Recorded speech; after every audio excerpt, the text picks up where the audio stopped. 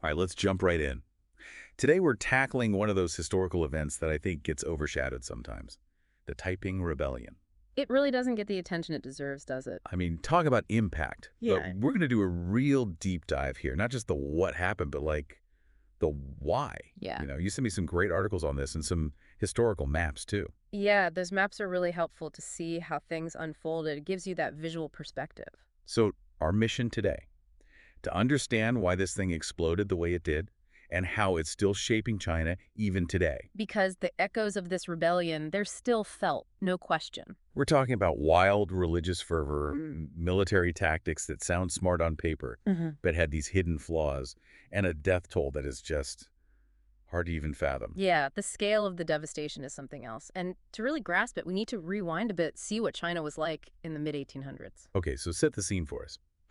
What made China such a tinderbox ready to ignite? So picture this. China under the Qing dynasty. They'd been running the show for centuries. But by the mid-1800s, things were starting to get shaky. You had all this corruption at the top, the economy was sputtering, and then you get hit with all these natural disasters on top of it all. Floods, famines? The whole 9 yards. It was rough. People were desperate, really disillusioned with how things were going. So basically, you got all this tension, this sense that something's got to give. Yeah. And then along comes this guy, Hong Xiuquan, Yeah, the school teacher. who, by the way, kept failing his civil service exams, right? It's crazy to think he ends up practically shaking a dynasty to its core. And it's not just that he fails these exams. He starts having these wild visions. He's convinced he's the brother of Jesus Christ. On a divine mission to set things right in China, to create a whole new order. It wasn't just ambition, he truly believed it. Talk about a bold claim. But his ideas must have been pretty powerful to get people to follow him, right? Oh, he was charismatic, that's for sure. And his ideology, it was this really potent mix. He was drawing from Christianity, which was starting to spread in China at the time. Right. But he also blends in elements of traditional Chinese beliefs. It was like this unique cocktail that appealed to people from all walks of life. He called it the Heavenly Kingdom of Great Peace. Heavenly Kingdom of Great Peace. It does have a ring to it. But what was he actually offering? He was promising social justice, equality. He even wanted to abolish private property, like a total upending of the way things worked. I mean, that's pretty radical. It sounds like he was tapping into that discontent we were talking about, giving people a real alternative to the way things were. Was it just his message, though, or was there more to it? Oh, there's always more to it, right? So Hong's early followers, they formed this group called the God-Worshipping Society. And they started attracting the attention of the authorities. Ah, so the government wasn't too happy about this new movement. Not one bit. They saw it as a threat, obviously, started cracking down on them, persecution started ramping up. And that usually backfires, doesn't it? Yeah. I mean, if you're trying to suppress a movement, it often just makes them more determined. Exactly. So you've got a failing dynasty, a charismatic leader with a radical vision, and a group of followers who are increasingly feeling like they're being pushed to the margins. And then, Hold on, wasn't this also around the same time as the Opium Wars? great point, we can't forget about that. Oh. Those wars against Britain were humiliating for the king. It made them look weak. And that must have just fed into that sense of instability. It's all connected. Oh, absolutely. So with China in this state, boom, the Taiping Rebellion kicks off. Okay, so let's talk tactics. How did this group go from a handful of believers to a real fighting force? So they used what historians call the stationary bandits approach. Basically, they were focused on controlling territory, capturing a city, setting up their own administration, using taxes and whatever resources they could get their hands on to fund their army. Okay, that makes sense. Right. Control the resources, build up your strength. It's a short-term win, for sure. Yeah.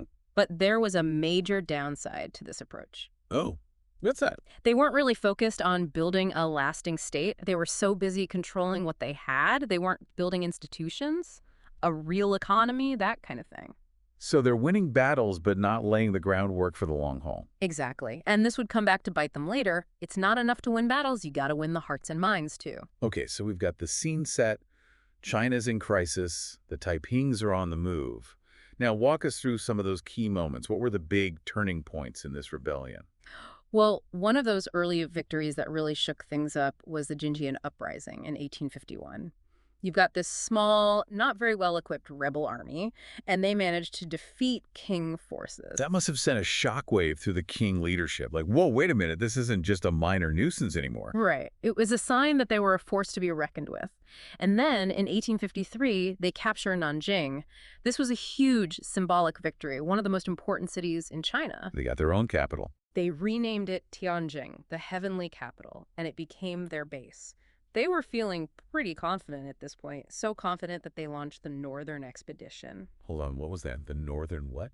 The Northern Expedition, their goal, capture Beijing, go straight for the heart of the Qing dynasty. That's ambitious. They thought this would be the knockout blow, but it didn't quite work out that way. So they didn't take Beijing? No, they ran into all sorts of problems, logistical issues, fierce resistance.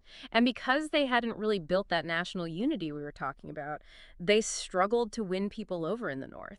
So this was a big setback for them. Absolutely. And it kind of marked the beginning of their decline. Things start to unravel a bit internally, too. Oh, no. Internal conflict. That never ends well. Nope. Power struggles, disagreements over ideology. It all starts bubbling to the surface. Hong Xiuquan's holdup and his heavenly capital becomes more isolated, and you get these rivalries between key leaders. So now they're fighting on two fronts. Exactly. Against the king and against each other. And in 1856, things explode with this event called the Tianjin incident. It was basically a purge. They were killing each other. A lot of key figures were eliminated, and it really weakened them. And this is where the king sees the opportunity. So who's the king's comeback kid? A guy named Zeng Guofan. He gets it. He realizes that they need to adapt their military tactics, so he creates the Zheng army. And this Xiang army, they're effective. Highly effective. They start pushing back against the Taipings, and then, to complicate things even further, Western powers get involved. Oh, right. Because of the whole Opium Wars thing, they still had interest in China, didn't they? Big time. And they're not exactly thrilled about this rebellion messing with their trade and, the overall stability they wanted. So even though this is a Chinese conflict, we see those international forces at play again. Always. So when the Taipings try to take Shanghai in 1860, they come up against this force called the Ever-Victorious Army. The Ever-Victorious Army. What is this, a comic book? Right. It was made up of Chinese soldiers, but they were trained and led by Western officers, including this British guy named Charles George Gordon, and they managed to hold off the Taipings. So another big turning point. But before we get to the final chapter of this rebellion, I think we need to talk about the people, the individuals who shaped this conflict. Yeah, the personalities. Because it's not just about dates and battles. It's about the people. Okay, so on the Taiping side, we've got Hong Xiuquan, obviously. But who else was calling the shots? Well, there was Yang Xing. He was a brilliant military mind, a real strategist. And then there was Feng Yunshan. He was known as the South King. Incredibly organized, disciplined. He laid a lot of the groundwork for the movement. And on the Qing side? Well, you've got Zeng Guofan, of course. He really understood how to fight this war. And then you've got figures like Charles George Gordon. He represents that Western involvement, bringing those modern military tactics into the mix. It's amazing how their individual stories weave together. But it's also important to remember that millions of ordinary people were caught in the crosshairs of this rebellion. What was the real human cost of all this? It's devastating. Historians estimate that something like 20 to 30 million people died as a result of the fighting, the famines, the diseases. 20 to 30 million. That's on the scale of World War I. This wasn't just some small uprising. This was a cataclysm. It's hard to even process numbers like that. Tens of millions of lives. It really puts things into perspective, doesn't it? It really does. And it makes you think about the impact, not just in the immediate aftermath, but the ripples that continue outwards. Right, like how some regions had to basically rebuild from scratch, and that actually led to faster growth in some ways. Yeah, it's kind of counterintuitive, isn't it? Like destruction leading to progress. Yeah, how does that even work? Well, the rebellion basically obliterated the old economic structures in some places. So in a way, it cleared the path for innovation. They had to adapt. Exactly. They had to rebuild, and they ended up embracing new technologies, new approaches. It was like skipping a step almost. Leapfrogging ahead. Right. Plus, with the central government weakened, they had more room to experiment, more autonomy. So out of all that chaos, some unexpected opportunities emerged. That's often how it goes, isn't it? But the impact of the Taiping Rebellion went way beyond just the economic side of things. Oh, absolutely. I mean, The social and political landscape was completely transformed. No question. One of the big takeaways is that even though the rebellion was eventually crushed, it really left the Qing dynasty reeling, vulnerable. Because their authority had been challenged. Big time. Their weaknesses were exposed, plus all these regional armies started popping up, so the balance of power shifted. So they're clinging to power, but things have fundamentally changed. Did this impact their relationship with the Western powers at all? With the Opium Wars as a backdrop? Oh, definitely. The West saw how vulnerable the Qing had become and basically saw an opportunity to assert themselves. So the West just swooped in. Pretty much. They used their influence to expand their control.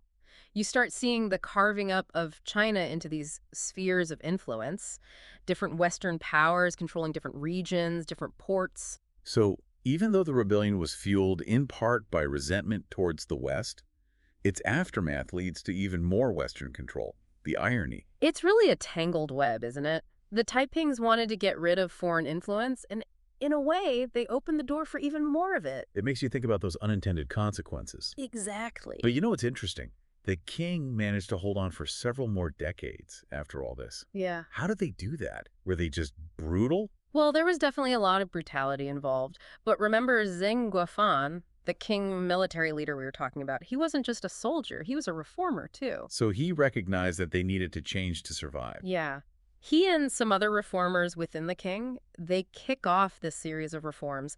They called it the Tongzi Restoration. The Tongzi Restoration. What was the goal? To make the dynasty stronger, modernize the bureaucracy, tackle some of the social and economic problems that had led to the rebellion in the first place, try to address the root causes. So they're trying to learn from their mistakes. Did it work? It gave them some breathing room, but it wasn't a magic fix. There's a lot of resistance from the old guard, the conservative factions within the court, and some of those underlying problems, the corruption, the inequality, that stuff persisted. So they were a wounded animal, really, limping along. Great analogy. They were never the same after the Taiping Rebellion. The seeds of their eventual collapse had already been sown. And that's a good reminder that even when a rebellion is put down, it doesn't mean its impact just disappears. The effects can last for generations. Absolutely.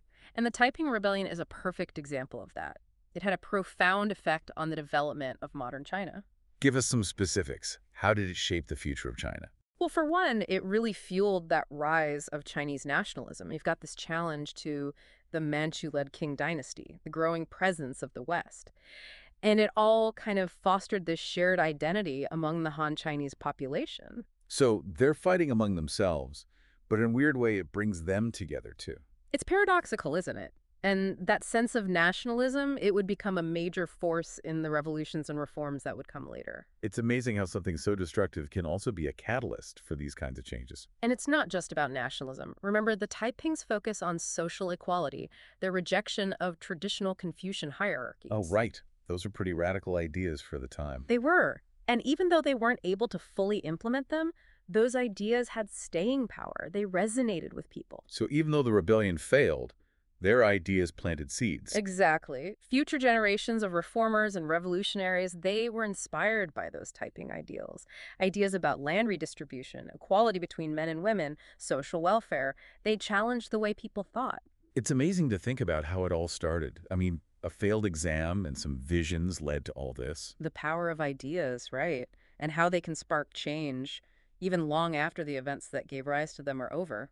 We've covered a lot of ground here, but something tells me there's still more to uncover about the Taiping Rebellion. Oh, there's always more to learn. In part 3, we're going to get into some of the lesser-known aspects of the rebellion, things like the role of women, the impact on art and literature, and all the debates that historians still have about this event. Well, I'm definitely ready for part 3. Join us as we continue to unravel the mysteries of the Taiping Rebellion. We've been talking about the Taiping Rebellion on this grand scale, but I'm thinking about the everyday people. What was life actually like for them during all this chaos? Well, it's important to remember this wasn't just some abstract historical event. This was real life for millions of people. Uprooted, struggling, living in fear. Yeah, their stories don't always make it into the history books, do they? I mean, we focus on the leaders, the battles. Right, but those individual experiences are so important. So are there any groups or specific stories that really shed light on that side of the rebellion? One group that I think is often overlooked is women. women. Yeah, the Taipings actually promoted a degree of gender equality. It was pretty radical for the time. Hold on, really? In 19th century China, that doesn't sound like the China I learned about in school. Right. It was a pretty patriarchal society, but the Taipings, they were different. They called for the end of foot binding, for example. Wow, okay.